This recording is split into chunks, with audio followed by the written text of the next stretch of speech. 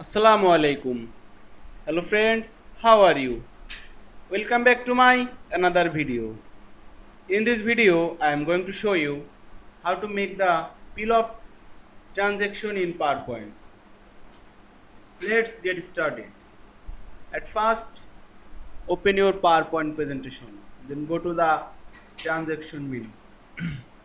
Then click peel off transaction and click apply to all. Then click start from beginning. Here you can see the peel off transaction in all slide.